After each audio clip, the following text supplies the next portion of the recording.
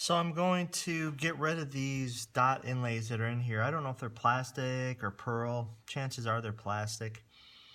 And I'm going to change them out to some brass tube. And that'll go with the golden color of the body and pull in the brass from the saddles on the bridge. So what I have is a piece of 3/16 brass tubing. And this gets cut up into little chunks here. And what you want to do is, before you cut them up into chunks, you want to scuff sand the side of the tubing. That'll allow the super glue that we're going to use to glue these in with to stick to the sides of this better. Then what I use is this little mini pipe cutter to cut these, and it does a real good job of putting a nice kind of rounded edge on that thing it cuts, or the side it cuts, so when you put it in, it kind of guides itself right in. So of course I've got a 3/16 brad point bit. Those are the bits, if you remember, have the little point on the tip. And this is an old ice pick, but I use it as a punch.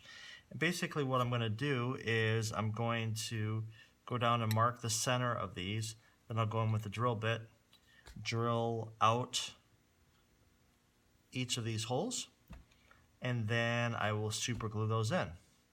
So let's do that first, and then we'll go on to the next step from there. Now this is the same procedure I use for any neck that's already got frets in it. I had contemplated pulling these frets and refretting this with some maybe stainless steel or bigger frets, but the fret installation on this and the out of the box fret level, it actually looks pretty good. And so if down the road I decide to refret it, I'll refret it. But this process is actually a lot easier if there aren't any frets in there, because you're not going to have to try to level sand these dots down in between the frets. So that's going to be a little bit tedious, especially on these higher ones. These aren't too bad. Still not the best fun, but it's easier to do it with no frets. So yeah, let's just get started. And honestly, I've got a pretty decent eye for the center of these, so I can eyeball it pretty good, so that's what I'm going to do.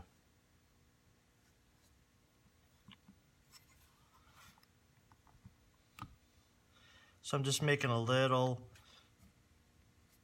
yeah, these are definitely plastic. You couldn't do this with pearl. That one actually pushed in because it wasn't glued in all the way, it feels like.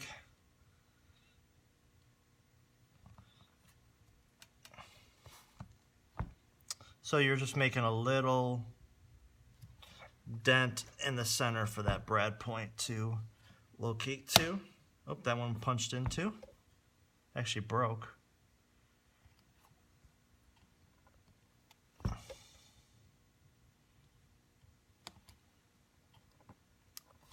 Oh, that one I pulled right out. Stabbed it and pulled it right out. Oh, that one pushed in. That's going to make that one a lot easier to drill too. So, yeah, off we go.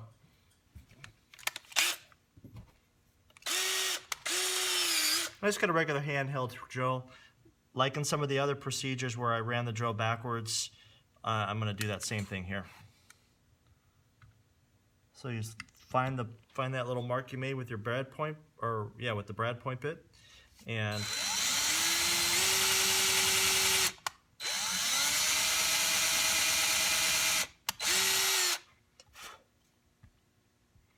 you just want to go down slow, because you got to remember there's a truss rod down in there somewhere.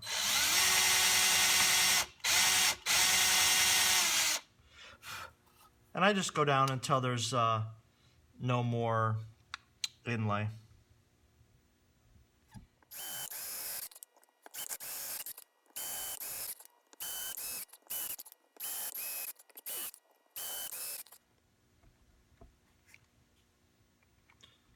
Yeah, oops, these dots are a little bit smaller than the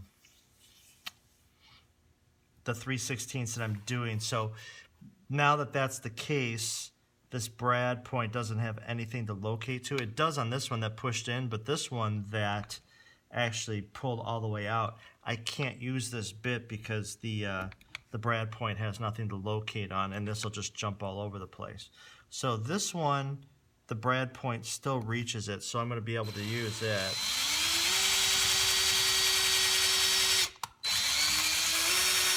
But what I'll have to do for this one is just grab a regular size, a regular non-brad point 3/16 bit and drill that out. So what I'm going to do is I'm going to turn off the camera. I'm going to go find one of those. I'm going to do that, and then I'll bring it back and show you where we're at. So I got all my holes drilled out. Now it's time to put the inlays in. So I've got some medium super glue. I'm just going to put a little bit right down in the hole. Take your inlay or your tubing and you just stick it in there. I got a little fretting hammer. Use the plastic side. This one I busted it, hitting something harder than I should have with it, but use the brass side too. Yep, and that's it. And I'm just going to go right down the line here.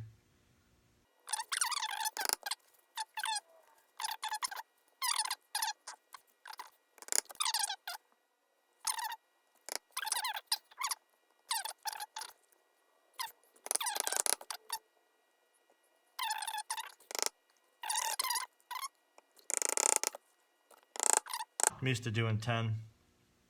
Is that how many I had to do? Yeah, 10. All right, so there they are. Then from there, if you want to speed up the drying process, you could just wick a little accelerator in there, and that'll kick the super glue.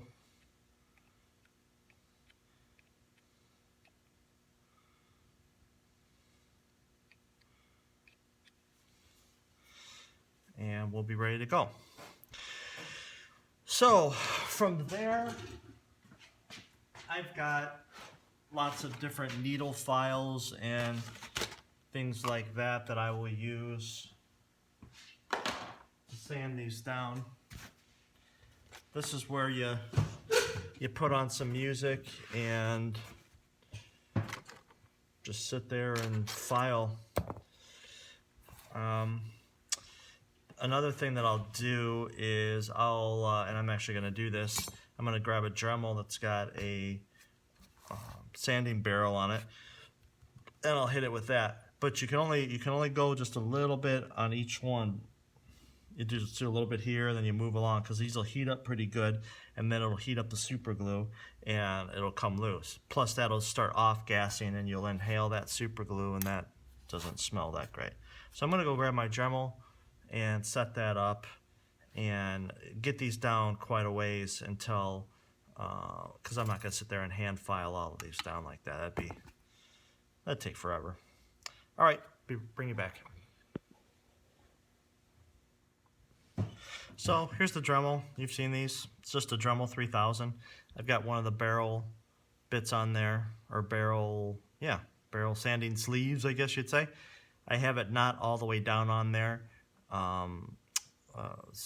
This one is set up so I can get right in next to something. If you put the barrel or the sleeve all the way on, then that screw sticks out, and sometimes it's hard to get flush with things. So this is the one it was already on here, so I'm just going to roll with it. And like I was saying, I'm going to just go very gently, and then move on to the next, and just right down the line, and then come back and just continuously do that.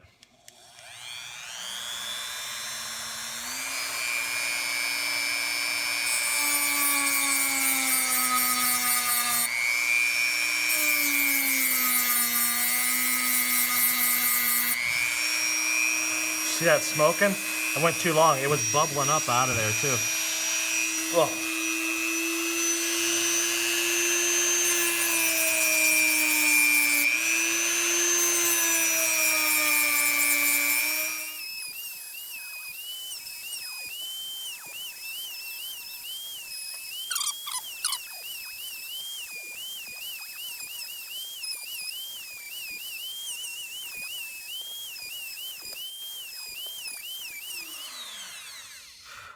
Okay, I'm getting closer. Yeah, this bits, or the, gosh, I keep saying bit. The sanding disc is worn out. So I'm going to turn off the camera, switch this out, and then go back at it.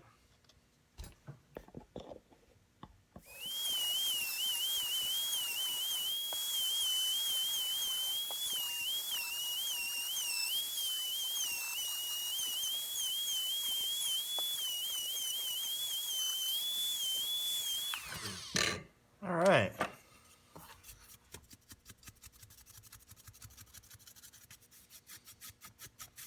Yeah. Don't wipe the dust. You'll get splinters. You won't like them. Plus, these are kind of sharp still anyway. When I was sanding one of these, I saw it moving around, so it may have just been, I don't know if it's loose now, but I think it was this one. Yeah, I think it's back to normal. Okay, cool. So, one of the other things that happens with these tube inlays is if you do heat it up and the glue starts to bubble, it'll re-solidify and then all your dust will get glued down in there. This one's loose.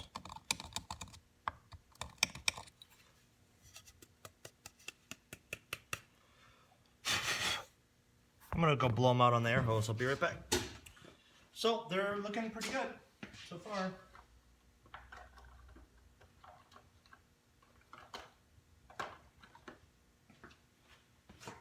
So that one that was loose, which one was it? Yeah, it was that one. This one that was loose, I'm just gonna wick a little bit of super or thin right down in there.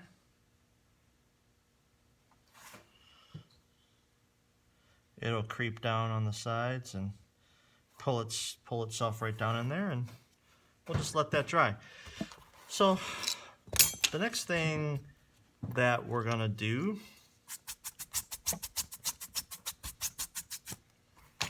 is I'm just gonna take a little flat needle file. I think I got these from Michael's because of the handles, but any old needle file will work.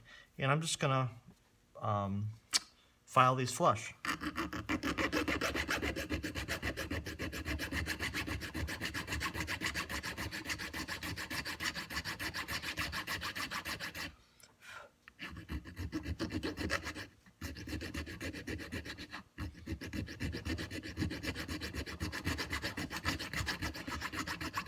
So I'll probably just do one here and show you what happened and then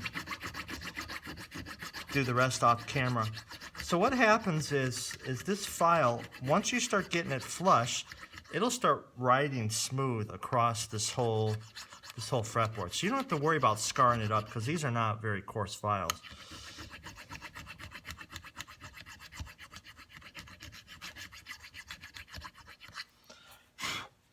The other thing I should probably mention is by doing it this way, all the work that we end up doing to the fretboard, like the file hits it, some sandpaper will hit it, all these various different things, you actually need to go back and do the same things to each of the frets that don't have these tubes in it. Otherwise, they'll look different. This one's a lot shinier than this one is. So in order for me to have this look like I didn't do anything to it, I need to go back and sit there and go like this. Burnish this with this file. So when all is said and done, these all look the same. So that's easier to do if you have no frets in it because you just sand the whole thing flush at the same time. So what happens here is the inlay itself is not perfectly round anymore. Well, it still is, but the top of the brass in here has folded over. There's this flange of, like this little hook of metal that's bent over. And what you have to do is you have to go back in with a X-Acto blade or some sort of tool and get rid of that. I like the X-Acto blade because it cuts that pretty cleanly. And what I'm doing is I'm going to exaggerate. I'm coming in at an angle like this, and that helps carve that away.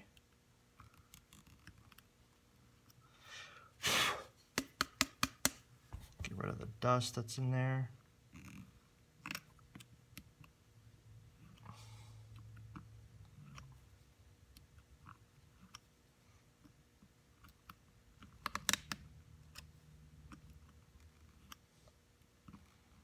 It's very tedious work, time consuming, but the look is totally worth it. Okay, so there it is. Still doesn't look 100% great because you still see this in there, and we'll go back and fill that in later. But what I'm going to do is I'm going to file down the rest of these and do this, and then I'll bring you back once I get to that point, and I'll show you what I do next. One technique I forgot to mention while I was filing this that I find works for me is the inlays that I normally do are about 1/4 inch, and so they're bigger, and this works even better for this. But on these small ones, I find it's working too. If I try to keep this file flat on here, it's hard to keep it from not jumping off and scarring up your frets. So what I like to do is I'll cover up like 2/3 of it, and when I file, I'm going to exaggerate. I'm going to angle the file so I'm filing right on this edge, and I'm making kind of a trench in there.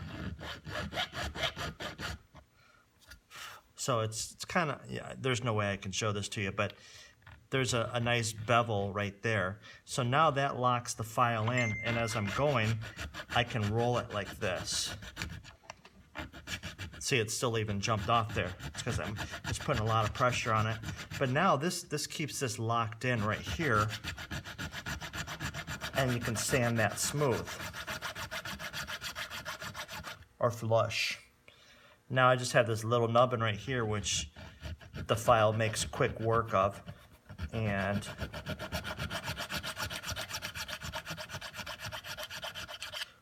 away you go. So I'll do one more. Cover about 2/3 of it on the angle, roll it flat, keep going till you don't feel any resistance. You can hear it too. Grab the nub,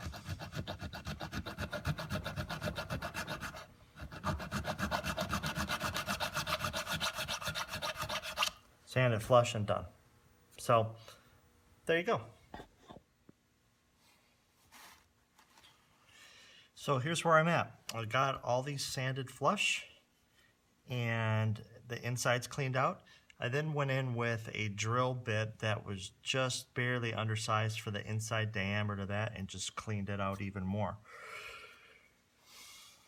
What you don't want to do is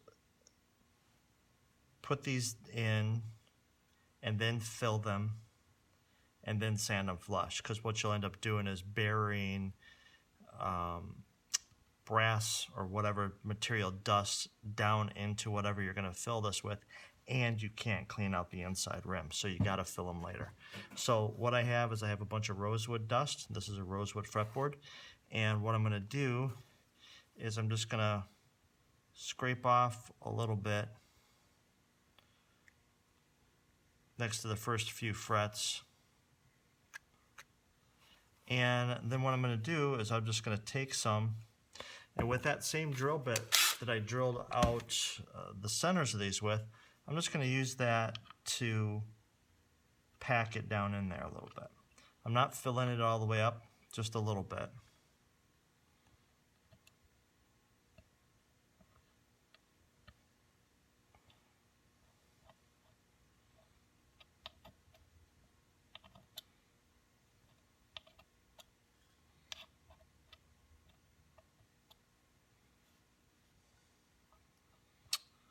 So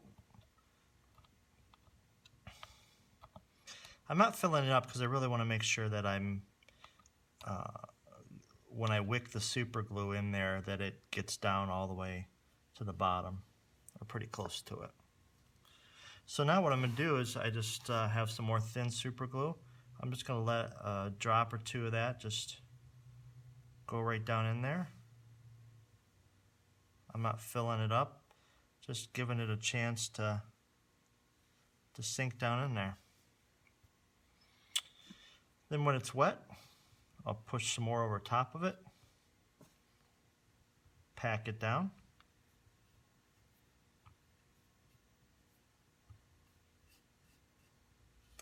And I'll probably do each one of these a couple times, at least 3 times. The second time won't fully fill it up.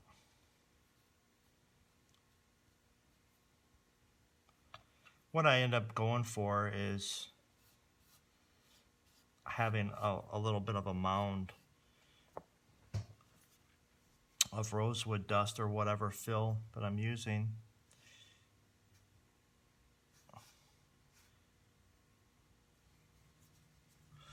So if you don't pack it down, when you put the super glue in, it'll suck it all down in there anyway, and you'll have to end up putting more fill in there than you originally intended or thought you needed to. It's not the end of the world.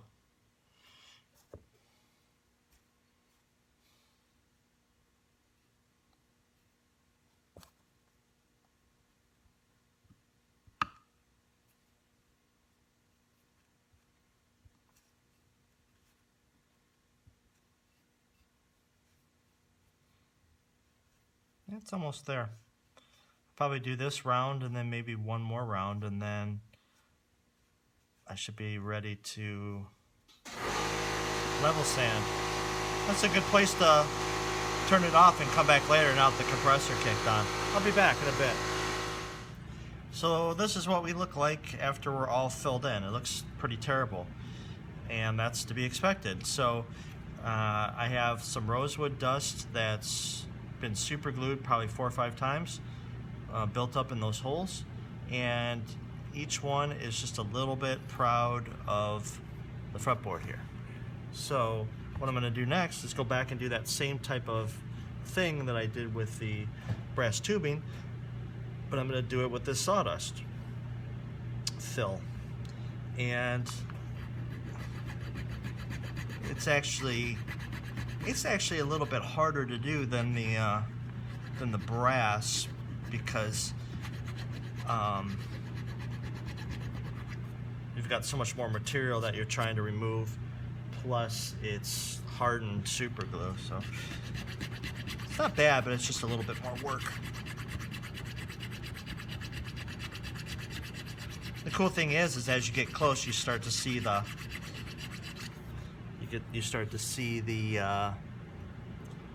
dot reveal itself.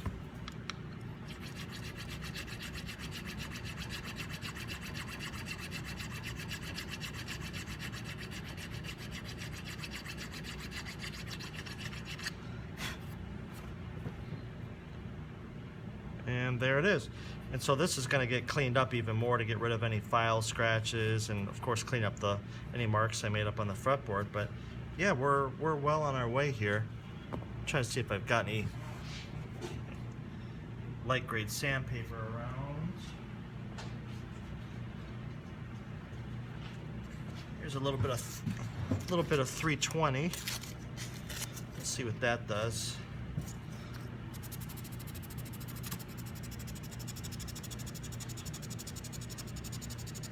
Now I'm going with the grain.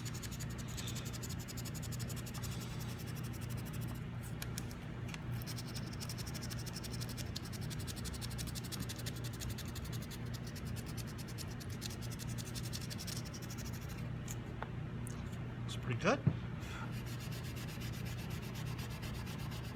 4-0 steel wool.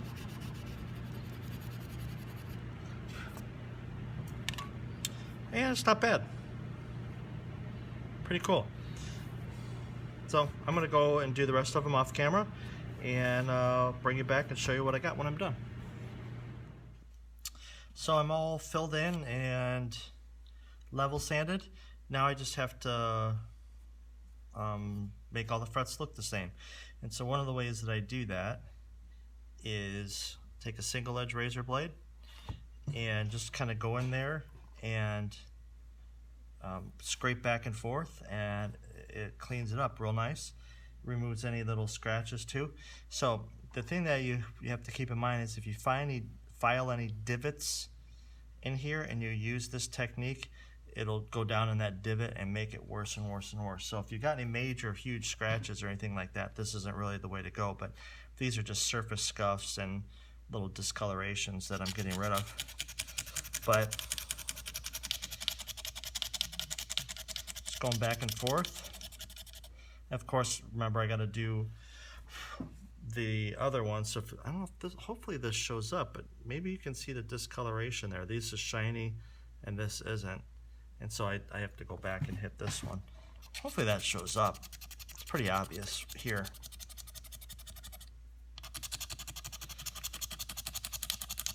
But this doesn't take too long.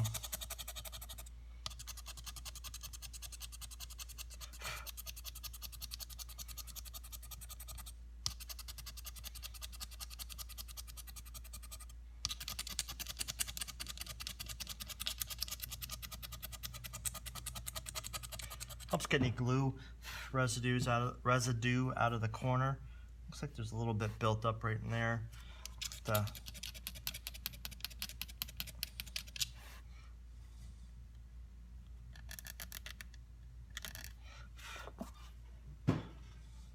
This is one of these saddle files, or excuse me, nut files from Stuart McDonald.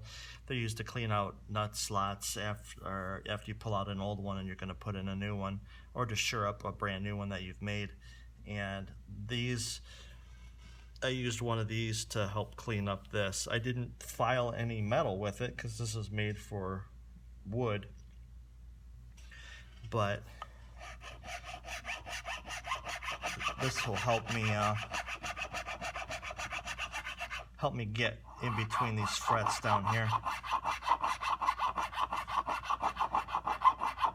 and sand out any bigger marks in the brass.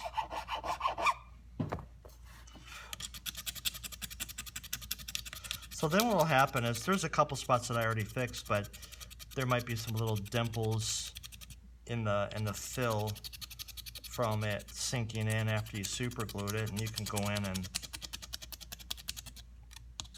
lay a little bit more dust on top of it and resand it.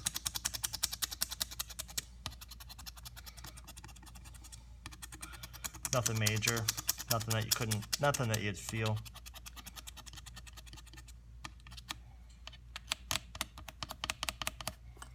Okay. Hit that with some steel wool. You go across the grain if you want. This won't scratch it up. It's made for polishing chrome and stuff like that. Go long ways. There you have it. So I did a little bit of damage on some of the frets here and there, especially up in here. It was hard to not do that. I've got some file marks on this one and a couple on there that I have to take care of, but for the most part, it's done. Hopefully that shows up for you. I got a little bit of fill I got to redo there. But that's that. This particular neck does not have any side dots on it. So what I might do is I've got some really fine tubing, like 1/8 inch tubing. I might go in and do that on the sides. That's actually a lot quicker work than this, because you, if I do that, I'll come back with a video and explain how I did that. So yeah, so far so good. I'm just gonna do the final cleanup on it, and then I'm gonna try to do some sanding and get some, I gotta refine some of the headstock here yet from when I made my shape. I gotta blend that in and do some other sanding, some just marks that I put in it from having it sit around, but I'm getting pretty close. Should be done any day now.